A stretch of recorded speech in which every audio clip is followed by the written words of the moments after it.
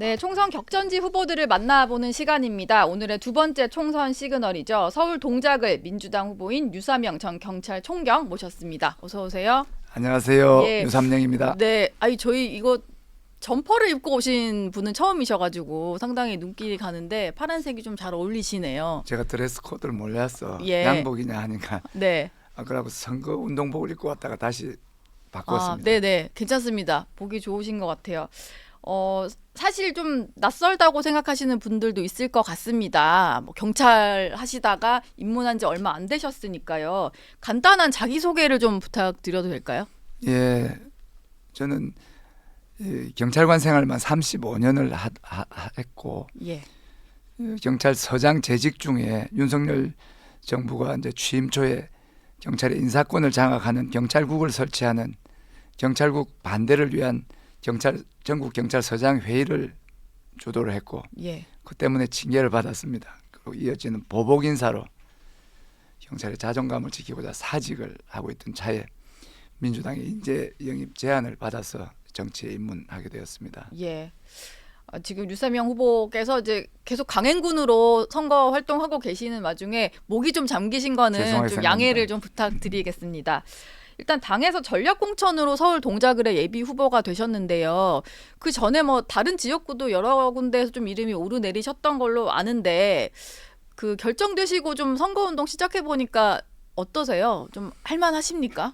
예, 저는 뭐 할 만한 제가 이제 출마의 명분을 윤석열 정권 심판이라고 했습니다. 예, 제가 직접 경험한 우리 경찰국을 설치해서 경찰을 이제 정권의 하수인으로 정권의 도구로 하겠다는 그런 잘못된 생각과 최근 1년 국민 경제를 제대로 돌보지 않으면서 국민의 삶이 너무 피폐해지는 거죠. 예, 그리고 언론을 탄압을 하고 이 민주주의 위기를 초래하는가 하면 외교, 안보, 국방 모든 분야에서 우리나라를 총체적인 위기를 만드는데 이번 4년에 한 번 오는 이번 선거야말로 윤석열 정권의 이런 잘못됨을 브레이크를 걸어서 우리 국가를 구하고 국민을 구해내야 된다 생각했기 때문에 예. 출마하게 됐습니다.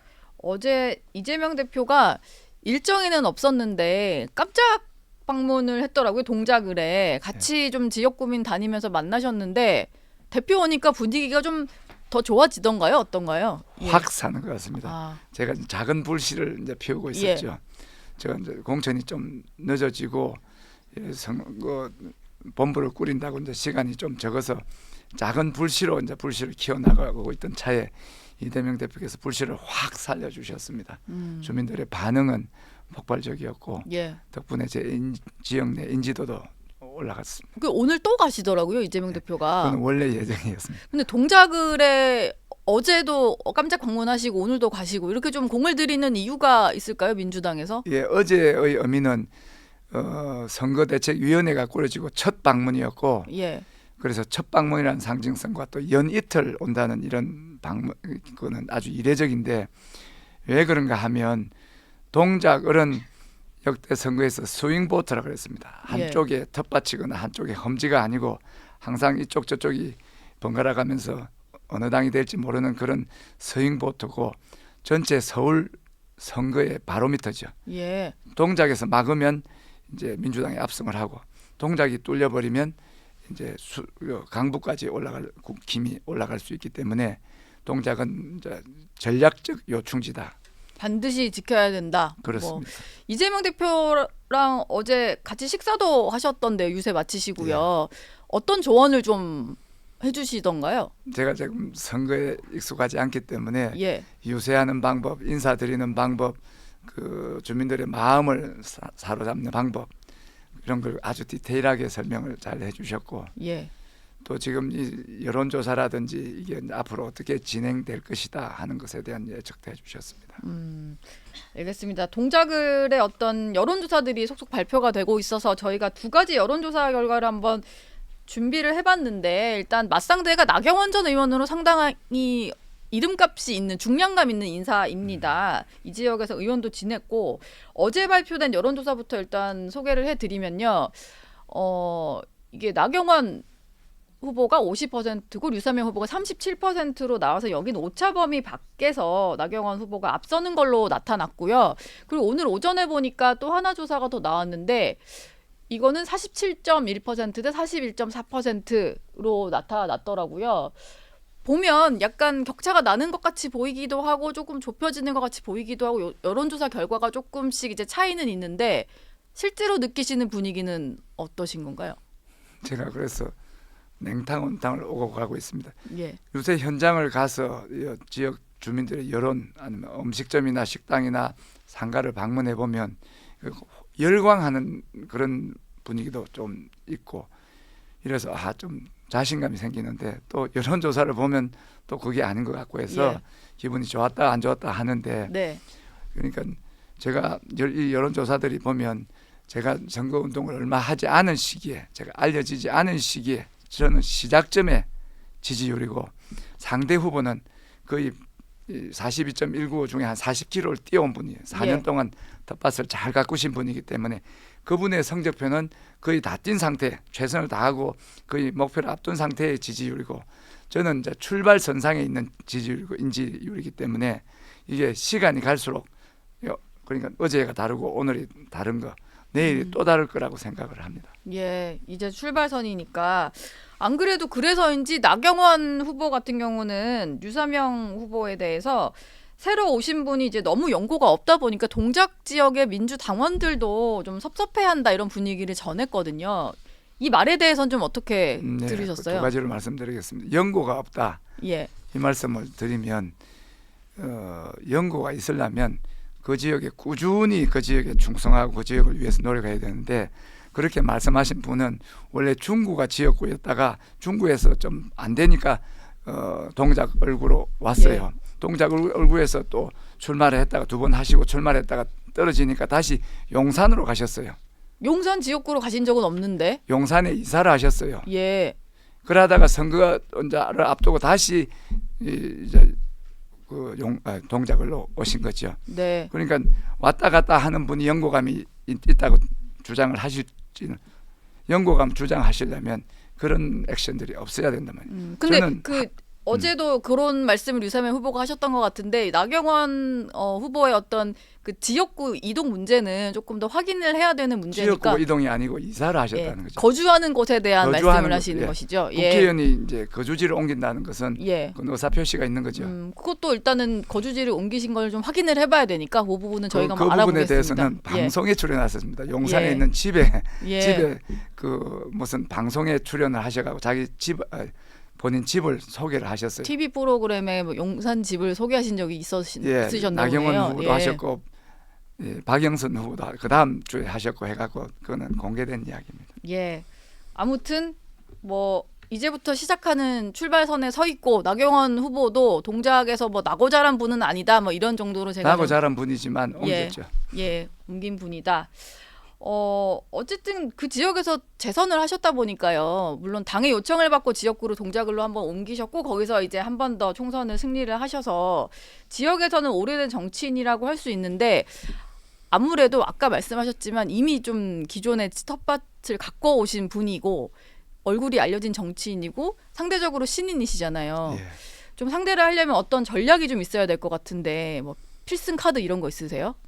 필승 최선을 다할 뿐이죠. 시간은 예. 촉박하고 지금 저를 정확하게 알리는 게 중요하다고 생각합니다. 인지가 돼야지 호감을 가지고 지지를 하는데 저는 인지가 약하기 때문에 저를 알리는 데 최선을 다할 것이고 이렇게 이제 방송을 통해서 유튜브 활동을 통해서 SNS를 통해서 저를 알리고 우선 민주당원을 결집을 해야 됩니다. 아까 말씀하셨다시피 민주당원들이 섭섭해하는 게 아니고 민주당원들이 섭섭해하는 거는 왜 이제 오셨나 제대로 된 후보는 맞는 것 같은데 너무 늦게 왔다고요? 조금 예. 늦게 너무 늦게 오신 것 같다 해서 안타까움을 표현하는 거고 이제 늦었지만 좀 더 빨리 많이 저를 소개해서 예. 저를 제대로만 아신다면 제가 저를 뽑아주시라고 믿습니다. 지금 당원들이 서운해하는 문제가 나와서 좀 궁금한 건데 이수진 의원은 동작을 현역 의원인데 컷오프 결정에 상당히 크게 반발해서 탈당을 한 상태잖아요. 그래도 이제 4년간 의정 활동을 해온 현역 의원이다 보니까 좀 도움을 받아야 되지 않을까 싶은데 뭐 맞습니다. 연락을 해보신 적이 있으세요? 예, 연락은 여러 차례 했습니다. 아, 지금도 연락 중에 있습니다. 예. 근데 답변은 아직 안 오신 건가요? 예, 기다리고 있습니다. 예. 뭐 그분이 이후에 좀 이제 네. 우리 당의 그 앞 지역구에서 국회의원을 하셨고 많은 좋은 일을 했습니다. 역할이 상당히 좋으셨고 제가 배우고 벤치마킹 해야 될 자료들이 있는데 만나 뵙고 그런 걸 배우고 싶어요. 예. 전화를 해도 안 받으시는 상황인 건가요? 그렇습니다. 예. 계속 시도한다고는 하시니까 류 후보자께서는 민주당 3호 영입 인재이신데요. 예. 사실 그때도 뭐 본인 소개에서도 설명을 해주셨지만 뭐 저격수 공천이다 뭐 이런 평가가 나오기도 합니다. 뭐 중량감이 있는 인사의 지역구에 좀 배치가 됐다 이런 평가에 대해서는 좀 어떻게 생각하세요? 네, 뭐 한편으로는 영광이죠. 나경원 오늘 여당의 중진이고 무게 중량감 있는 정치인인데 예. 저를 이제 당에서 추천을 해서 이렇게 온 것은 저한테는 영광이지만 저격수의 이제 말의 의미는 제가 잘 모르겠지만 전략적으로 대립각이 이제 선다 이거죠. 여전사 3인방도 고려를 했었고 여러 사람을 고려했지만 네. 이 각이 대립각으로서 윤석열 정권 심판을 할 수 있는 적임자가 윤석열 정권에 대항해서 이 권력에 굴하지 않고 찍소리 한 사람과 이 당대표 나갔는데 찍어 눌렀을 때 구부러진 사람과 이런 대립각을 생각해서 이건 전략적으로 충분하다고 판단을 하신 것 같습니다. 예. 당에서는 나경원 후보에게 공동선대위원장이라는 중책을 또 맡겼거든요. 이게 네. 서울 선거를 좀 같이 좀 바람몰이를 해달라 이런 주문일 텐데 나경원 후보가 당에서 이런 직책을 공동선대위원장직을 맡은 게 지역구 선거에는 좀 어떤 영향을 크게 줄까요? 영향은 없을 것 같고 이미 예. 그분은 이제 유명한 분이고 이제 인지가 많이 된 분이기 때문에 네. 그런 직감 하나 더 맡는다 해서 크게 이제 그분 선거에 유리하지는 않을 것 같은데 제 입장에서는 이번 선거가 윤석열 정권 때문에 국민들이 정말 살기가 힘들고 나라가 위태롭기 때문에 정권 심판 선거다 하는 프레임이 있지 않습니까? 예. 정권 심판을 하는데 나경원 후보가 이제 당의 중요한 공식 공동 선대위원장을 맡았다 하는 것은 제가 만일에 그분을 이긴다 하면 정확하게 정권이 심판되기 때문에 오히려 저한테는 유리한 상황입니다. 뭔가 더 선명한 의미가 있는 예. 의미가 있고 선명해졌다. 예. 이런 말씀이시고요. 다시 이재명 대표 얘기로 좀 넘어가 보겠습니다. 네. 어제 깜짝 방문을 동작을에 했는데 사실 그렇게 깜짝 방문하시게 된 이유가 원래는 재판이 있었거든요. 근데 선대위 출범식을 이유로 재판을 가지 않으셨고 그 이후에 재판이 오후로 기일이 다시 잡히면서 오후로 밀리면서 잠깐 짬이 난 시간에 가셨다고 해요. 어제 현장에서도 본인도 그렇게 설명을 하셨고 그런데 재판부와 협의 없이 일단 무단으로 가지 않으신 거다 보니까 이게 지금 선거 활동하겠다고 재판을 그런 식으로 무단 불출석해도 되냐 이런 논란이 있거든요. 예. 경찰도 하셨었으니까요. 어떻게 보십니까? 협의가 없었다는 그 말에 이제 정확한 건 모르지만 요청을 했는데 요청이 이제 수용이 안 됐다 하는 거고 예. 그날 당에 이제 공식적인 행사가 있지 않습니까? 네. 자기 개인의 선거 활동이 아니고 당 공식 기구를 당 선거대책위원회를 출범시키는 공식적인 행사죠. 개인의 이익을 위한 게 아니고 예. 그 공당의 대표로서 참석할 수밖에 없는 그런 일이기 때문에 혹시 재판부에 찍히는 그런 불이익을 감수하고 공당에 자기 해야 되는 대표가 해야 되는 업무를 했기 때문에 제 입장에서는 선공후사다. 공적인 일에 자기의 사적인 이익을 희생했다. 예. 이렇게 생각할 수 있죠. 재판부에서 그게 좀 안 좋게 볼 수 있음에도 불구하고 그걸 감수하고 한 거다. 당의 예. 일을 위해서.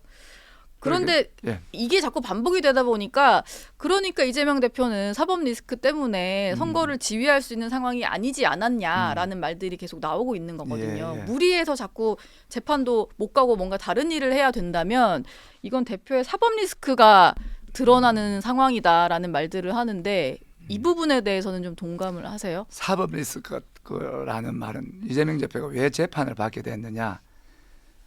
검사 독재 정권, 검찰이 무도하게 경우에 맞지 않게 지금 수백 차례 압수수색을 했는데 지금까지 제대로 된 증거 하나 없는 예. 수십 건의 십수 건의 이런 그 기소된 사건에 대해서 확실한 증거가 없는 거예요. 이거는 이 정상적인 사람이 혐의를 받고 하는 게 아니고 검찰이 인디안 기후제식 수사를 합니다. 비 올 때까지 계속 기후 지내면 언젠간 비가 오니까 인디안 정확하다 그러는데 검찰의 수사가 그래요.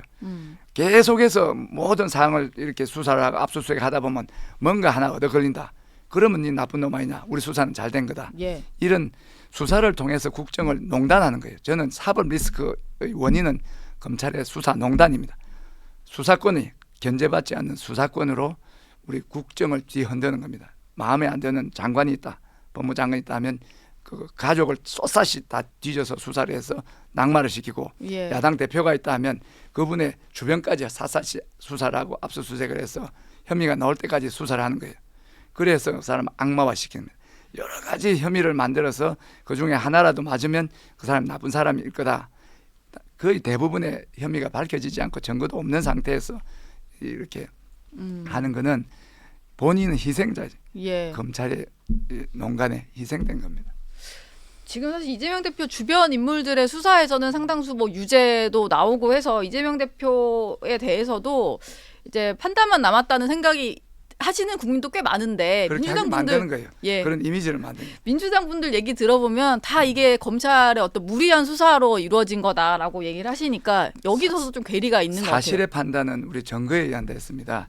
지금 이재명 대표에 대해서 그 많은 수사와 압수수색을 했는데 예. 그럼 그만한 정도의 혐의가 나오고 증거가 나와야 되는데 그렇지 않다. 그럼 그것만 갖고 판단해야지. 계속 있을 것이다라고 추측하는 것은 예. 판단에 오류가 생기는 거죠. 나온 것을 두고도 좀 시각이 다른 것 같아서 그럼 다음 질문으로 넘어가서요. 예. 최근에 좀 진행한 언론 인터뷰 보니까 한동훈 국민의힘 비대위원장에게는 거의 낙제점을 주셨던데 예. 어떤 이유로 낙제감이다라고 보신 거예요? 여러 가지가 저는 예.